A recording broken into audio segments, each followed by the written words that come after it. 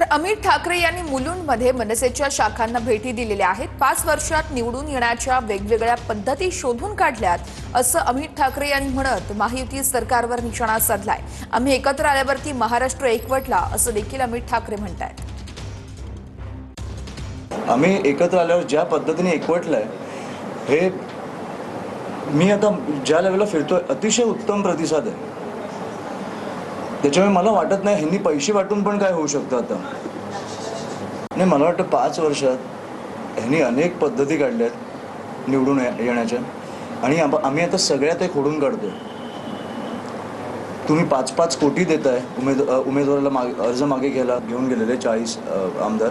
त्यावर राजसाहेब पण बोललेले की माननीय बाळासाहेबांची आणि उद्धव साहेबांची जी आहे ती खरी शिवसेना आहे।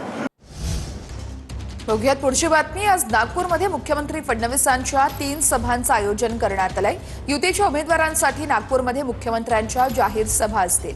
बोरगाव चौक, तिरंगा चौक आणि त्रिमूर्ती नगर चौकात मुख्यमंत्र्यांची सभा असणार आहे। तर रवींद्र चव्हाण भाजप कार्यकर्त्यांसोबत संवाद साधणार असल्याचं कळतंय। राज्यातील नाराज कार्यकर्त्यांची रवींद्र चव्हाण समजूत काढणार असल्याची माहिती मिळतेय। आज छत्रपती संभाजीनगर, जालना, परभणी आणि नांदेडमध्ये मेळावे असणार आहेत। महापालिका निवडणुकीसाठी रवींद्र चव्हाण आता मैदानात उतरलेले आहेत। रवींद्र चव्हाण भाजप कार्यकर्त्यांसोबत संवाद साधतील। अनेक वर्षांनंतर होणाऱ्या निवडणुकांमुळेच आयोगावरती ताण। राज्य निवडणूक आयुक्त दिनेश वाघमारे यांची ही माहिती आहे।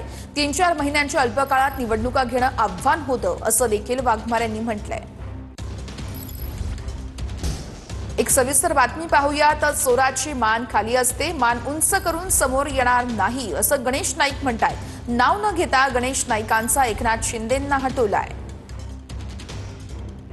ये लोग जो भी आ रहे हैं, जैसे अभी अमित मेडकर ने कि भाई फार्म हाउस पे रुकने वाले, अभी इलेक्शन आ गया तो अभी वो फार्म हाउस छोड़ के नगर के लोगों के साथ आगे मतों की भीख मांग रहे हैं।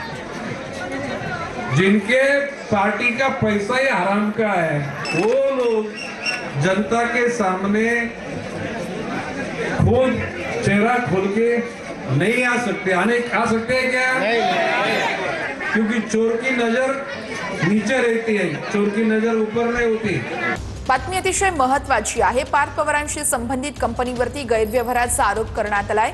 डेक्कन शुगर टेक्नॉलॉजीजचा प्रतिक्रिया देण्यास मात्र नकार आहे। संबंधित कंपनीला धर्मादाय आयुक्तांकडून भाडे तत्वावरती जागा देण्यास परवानगी देण्यात आली होती। पार्थ पवार यांची संबंधित ही कंपनी असल्याचं देखील समोर आलेलं आहे। तर संबंधित कंपनीने परवानगी नसताना जागेची विक्री केल्याचा आरोपही केला जातोय। बातमी मोठी आहे। लातूर शहरातून विलासराव देशमुख यांच्या आठवणी पुसल्या जातील असं रवींद्र चव्हाणांनी म्हटलेलं आहे। लातूरमधील कार्यकर्त्यांच्या मेळाव्यात रवींद्र चव्हाण यांचं हे वक्तव्य आहे। भारतीय जनता पार्टीचा खरं तर आपल्या सर्वांचा उत्साह बघितल्यानंतर लक्षात येत आहे